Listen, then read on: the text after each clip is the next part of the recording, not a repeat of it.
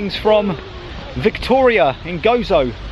Gozo's largest city, its capital city, home to 7,000 people. It's about 1 square mile, so it isn't a huge place, but it was named after Queen Victoria in 1887 for Queen Victoria's Golden Jubilee. I'm currently in a park area called Villa Rundle Gardens, which is the main park for the city. So my aim is to take a walk through, have a look around. It's very quiet, the sun has just set, and I'm hoping to pass St George's Church, I think it is, and then after that head towards the Citadel, which is what Victoria, I think, is mostly famous for. So should be good. Let's get going.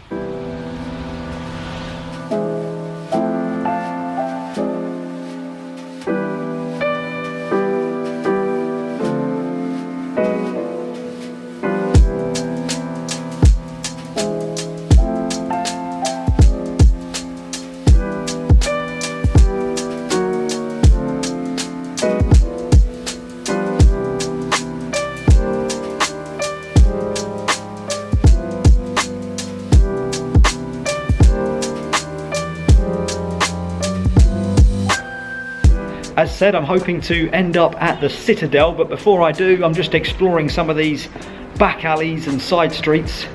It is a little bit like a labyrinth. I've seen this in other parts of Malta and other parts of Europe. I think I'll go this way. So I was going to talk a little bit about the British influence here, because the British took these islands from the French in 1814 and they gave Malta independence in 1964, so they ruled here for quite a long time. We left behind quite a few influences, and one of them, as I said before, is the name of this city, but two other influences that I really have found easy to spot whilst I've been here is, one, they drive on the left out here. It's the only country I've ever been to where the cars drive on the left, like in the UK, so made it a lot easier for me driving the rental car.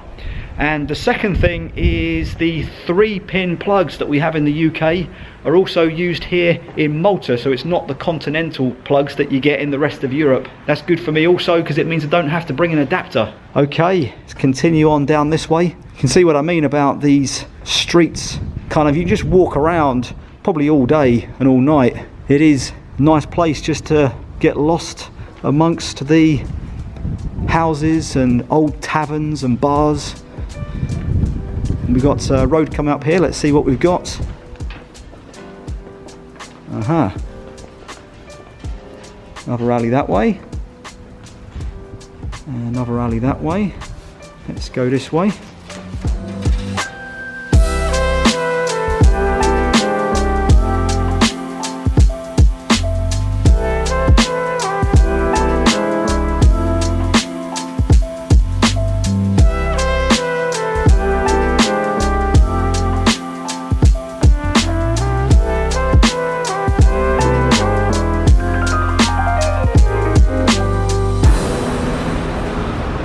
Certainly a lot busier in this area. If we were in the UK, we would be calling this, oh look at this, I think I can see the Citadel up there. Yeah, if we were in the UK, we'd be calling this the High Street, I'm pretty certain. Get across the road here, lots of shops and pubs and restaurants. Very, very busy. See over there, people still eating outside. It's coming up to about 8 o'clock, about 8:30.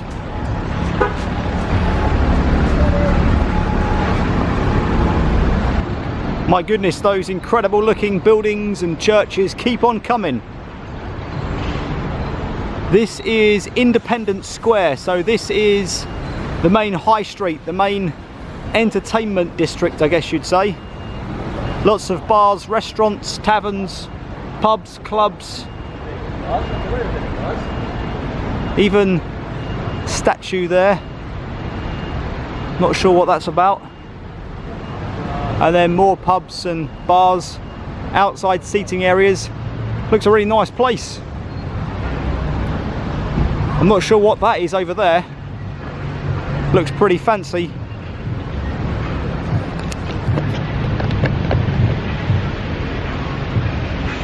Okay, so in memory of the Gozetians who lost their lives through enemy action 1939 to 1945. So this was unveiled by Queen Elizabeth II on the 7th of May 1954.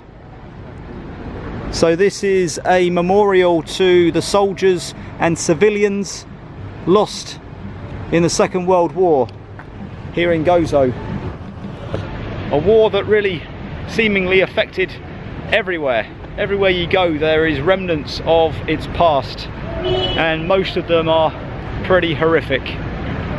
Okay, I'm going to take a walk now. I'm going to get some food as well, so I'm going to look out for somewhere to stop and eat. But I now want to head towards the church and the citadel. This is St. George's Square, and there's the mighty Basilica. Wow, that has an imposing look on this pretty magnificent square.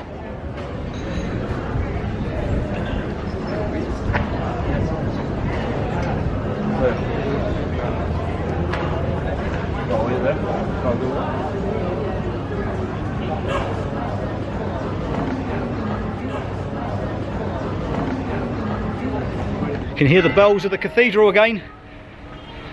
Means here we go. Means I'm going the right way. Just arriving at the citadel now. So there's an illustration of it. You can see the old buildings with a fortified wall around. I'm not sure if they close it up overnight. Let's go and find out. Hopefully it's all open. Look at this, what a sight right off the bat. St. John's Bastion, Knight's Grain, low battery, gunpowder magazines, World War II shelters. So it turns out they must have used part of the citadel here for shelter during the Second World War. There were an incredible amount of bombs dropped on Malta during the Second World War, coming from Sicily once Mussolini joined Hitler, and the bombing campaign was relentless for a good few years. I think it's that time where I head off and get some food. I am really hungry. It's been an intense day of sightseeing in Gozo today, but I'll leave you with a little bit of information on the citadel here. It's a magnificent area. You can see some of it is completely broken down, very old, as in straight ahead there, but a lot of what you're seeing is in really good shape, in really good condition, and it is a pleasure just to walk around it and see it.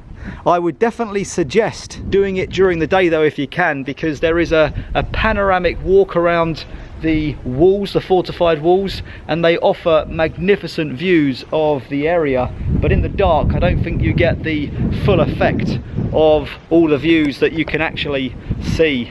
And just to leave you as well with a little bit of history of this place, the hilltop that the citadel is on was being lived in thousands and thousands of years ago, and it wasn't until Bronze Age people in about 1500 BCE, that's about 3,500 years ago, actually started to fortify the area so that they could protect themselves against would-be invaders.